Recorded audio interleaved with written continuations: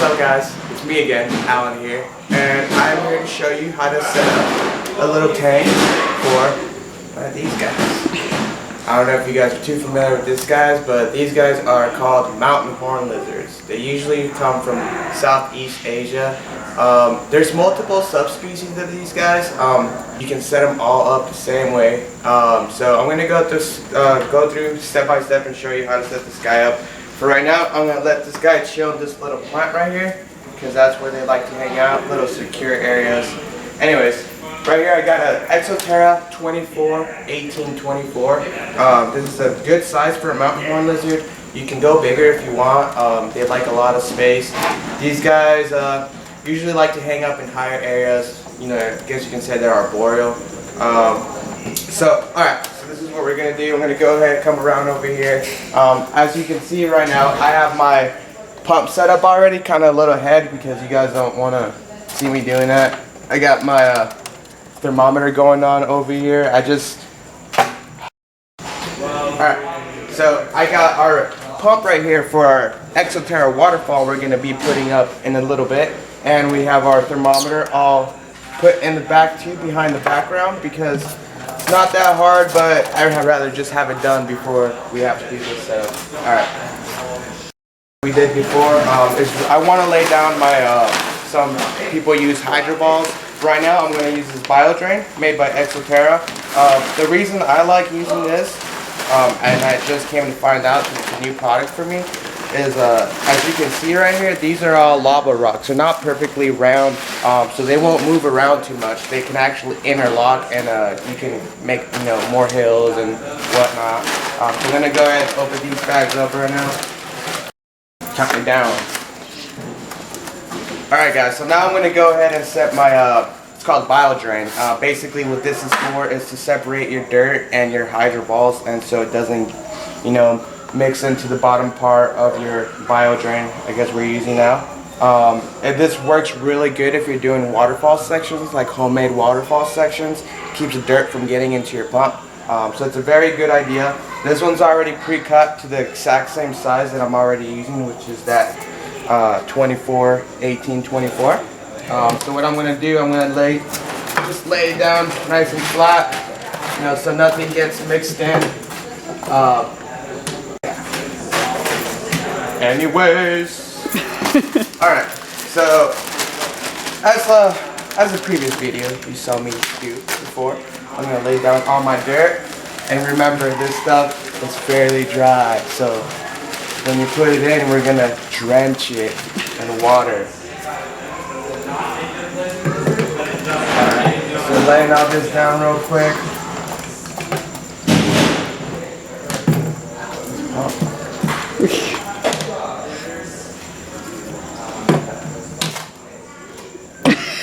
That helps stick it. It does, it really does. So I am going to use this ficus tree. These mountain horn lizards really like a lot of plants, a lot of foliage. They like to feel secure, like no one can see them, even though we can. It's kind of like wearing sunglasses. When you don't want people to look at you, it's the same concept. It's a stress reliever, it helps them out, it's a good hideout, and it makes it more naturalistic, and it makes it feel more like home. So I am going to lay these plants around real quick, get an idea of what I want to do. So I just added a little bit more dirt in here to make the back part a little bit higher. Pack this down real quick. And now I'm going to go ahead, now I'm going to set my my water pump right, not necessarily in the center, but a little bit more to the right, just because I don't have a lot of cable to work with, and you remember you still need to plug it into the back of the part of the wall. So give it enough space to work with. So what I'm doing right now, guys, is I'm making this section basically flat for the waterfall, because this is going to stand still here for most of the time. So you want to make sure that your base is solid, because if not, it's going to be moving around a lot. So just packing it down real quick, making it super solid. So I have a general idea of what I want to do. Now I'm going to go ahead and throw some more plants. When you get plants, you might get some plants that are kind of dying on the side. You can just pull out all the dead ones, you know, just like gardening. If you've ever done gardening before, I have, because it's in my nature. Comes natural.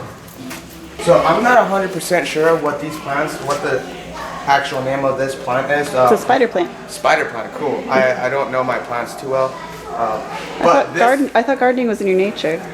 Putting it together is in my nature, and cutting it and getting paid for it is in my nature. Supporting from my family. Anyways, this plant, this spider plant right here, are awesome when you're doing it around waterfall sections, water dishes. It kind of gives it that like lagoon appearance, I guess. You know, you go to lagoon, there's all these cool little plants coming out. Anyways, I'm gonna put one there. I'm gonna put a shorter one over here. I like doing shorter plants usually up front, because you don't want a big fat plant in the front and taking the whole credit of your vivarium. So here's one, put in another one. I'm going to put this other taller one next to this spider plant. And as you can see, I'm putting all the taller plants in the back. Now I'm going to leave my front section open, so when your homies and stuff come over and check out your new mountain horn lizard, they have something cool to look at. I'm going to go ahead and take my H2O and just let it rain. A little bit more water. You can even drink it. If it's good enough for you, it's good enough for the lizard. Dude, if it's good enough for me, you remember going to school and like drinking out of the waterfall and just like... No, actually. No? I don't think my school had a waterfall to drink out of. Not a waterfall, I mean a water fountain. Yeah. And then you're like waiting in line for the next kid. You're like 1, 2, 3, 4, 5, 6, 7, 8, and they kept on drinking and drinking. Oh, like I so annoyed. I was like, dude, I'm just thirsty. So we've got all these plants here for the lizards to hide behind, and that waterfall does look really, really neat. So they can run down and drink out of it if they so desire. Yeah. Alright, so mountain horn lizards, like some chameleons, do not see sitting water. If you show them a dish of water and you set it down, they will not recognize it as I'm supposed to drink that. So a good idea is to have a source of moving, flowing water, like a waterfall, a drip system as well into the water to create dripples. Like I said, we're using a waterfall because it looks way cooler anyways. So right now, I'm just making sure that all my plants are in there nice and solid. So I thought my homie was the boy, and that apparently she's a female. So she told me that she needs some more color in there. She doesn't like just green, so I'm gonna go ahead and add a pink plant. I guess it likes pink, so I'm gonna grab one of these bromeliads. Cool little bromeliad. These are awesome plants, very beautiful, and they like to hold water in there for the frog keepers if you're out there. Good plant. Anyways, I'm gonna add this plant up here and make it a little bit more legit. Throw that in there, right in the center. Alright, so what I like to do is, you know, like you see, I like to throw the plants in there first and take it step by step and see how it comes out. Now I'm gonna go ahead and put some wood in there, okay? Okay. You got a couple options of wood in here. I'm gonna use these two. I'm gonna start with this cork flat that Zilla produces, we sell. So what I'm gonna do is I'm gonna create a little, I don't know how you would say, like a little hill type thing right here.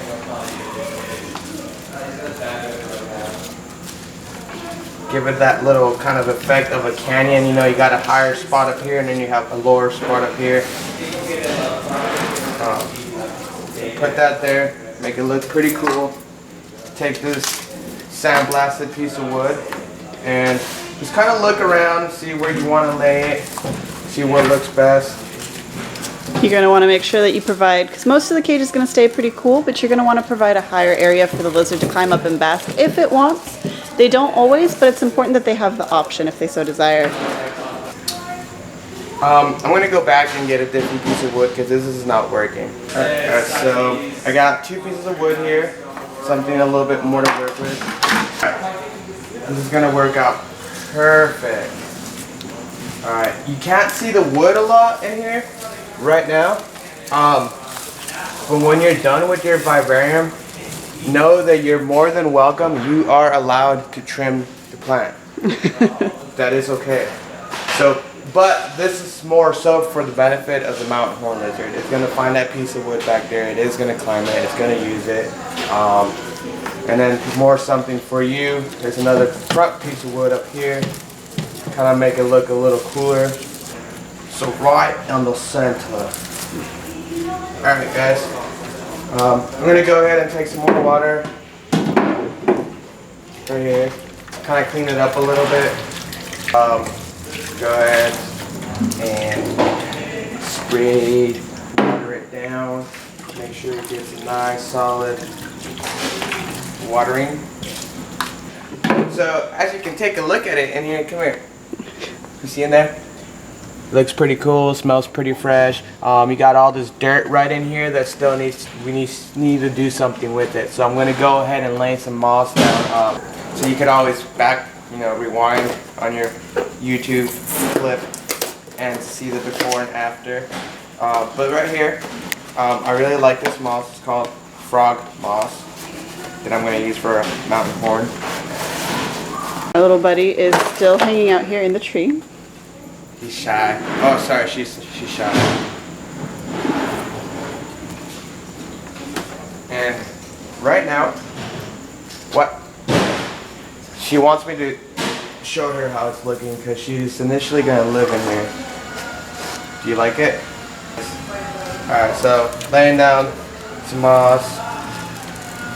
These animals are really cool. Those are one of my first lizards I've ever had. Ever before a bearded dragon. So we have done a vivarium for a mountain horn lizard from Southeast Asia. Yeah, Southeast Asia. This is pretty much it. I'm gonna clean it up. I'm gonna wipe it down. I'm gonna put a little bit more water on that dried up frog moss. Probably gonna clip a couple of these plants just to make it look a little better.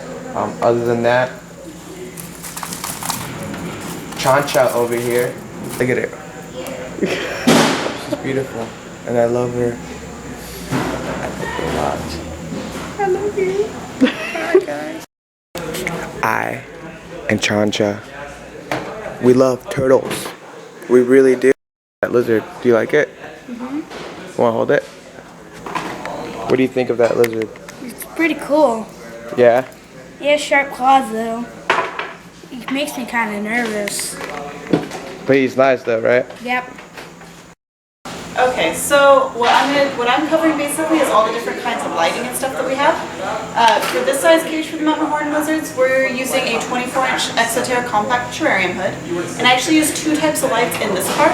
On this side, which is where the mountain horn lizard is going to be climbing up a bit closer to the basking area, I've got the ExoTerra UVB 100, which they used to call the ExoTerra 5.0 compact fluorescent, but now they've actually switched it to a little bit more accurate of a term. Basically, well, not necessarily accurate of a term, but an easier to understand measurement. The 100 is kind of an arbitrary measurement of the amount of light coming out. Basically though, this is more of a tropical spectrum of light.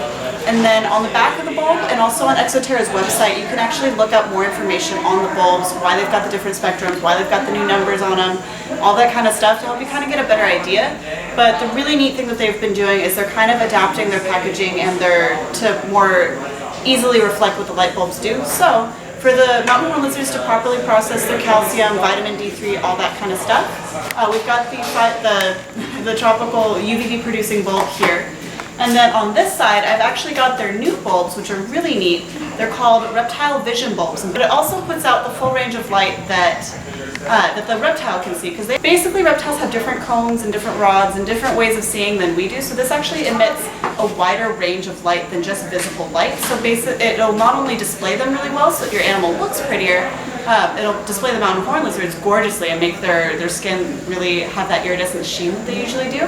But it also emits a wider range that they can see. So they can see and actually get more colors that's more like their natural environment. So for an animal like a mountain horn lizard, which the vast majority of them are long-term captives, which means that originally they came from the wild, putting that kind of a light on there will help ease their transition into captivity and help them adapt better to your captive home environment. Again though, you do still need your UVB light at least on one part of the cage, preferably close to where their heat light is, so that way they can be warm and getting their UV at the same time. That's really important for the way that their skin works in processing vitamin D3. Lastly, for the basking area, mountain horn lizards don't need it super hot, so if your house is already in the 80s, which here in Southern California it often is, you don't need even a 50 watt, you can go as low as a 25 watt basking, but for now, for the setup, I used an ExoTerra 50 watt daylight basking bulb. Basically, it's going to create a little area right over where that piece of wood is that Alan put in. It'll create a little basking area that's going to be warm enough that they can climb up and seek out that higher temperature if they so desire. And lastly, we've got the little hygrometer thermometer here. With the nice thing about the ExoTerra hoods and thermometers and everything is that they all fit together and they look really neat and tidy. So this one measures the min-max, the humidity and temperature ranges here in the cage. It's got the little button here so you can check it all out. The cage is actually really warm. We've got the light shining here, so it seems a little bit warmer than it actually is. And I've got everything here plugged into the Zilla timer power center, or the digital power center. It's got these dark ones here for nighttime heat if you are in a cooler area of the country and your house is getting down into the 60s and 50s at night, especially in winter. You'll want a nighttime heat bulb, you'll plug it into there. I've got both of these lights, these daytime lights, plugged into the yellow, which is the daytime, and then here on these four plugs run all the time, so our waterfall is plugged into that to keep it running all the time for you. These power strips are pretty much my favorite thing ever. Again, as most of you know, I've got a ton of animals at home. This is perfect. If you set up a beautiful display cage like this makes your life so much easier in setting it up and maintaining it. So pretty much this setup, this is an awesome way to keep and maintain mountain horn lizards. Alan kept and raised mountain horn lizards. Alan, if I remember correctly, you actually bred them, didn't you? I've hatched some babies. Yep. So he's done so well in keeping them and maintaining them that he was able to hatch offspring in a cage like this. I don't think he actually hatched the babies in the cage. He incubated them, but they laid eggs. They came out. So this is an awesome way to set them up. Alan knows what he's talking about with these things. He's kept them for a while, and he sets them up all the time here at the store. So this is just one way to do it. I would highly recommend it. These are the lights you're probably going to want. And that's it. Literally every single item you see here in this cage, on top, lighting, all of it, you can order on our website at www.LLLReptile.com. And there you have it. That's how you set up a mountain horn lizard.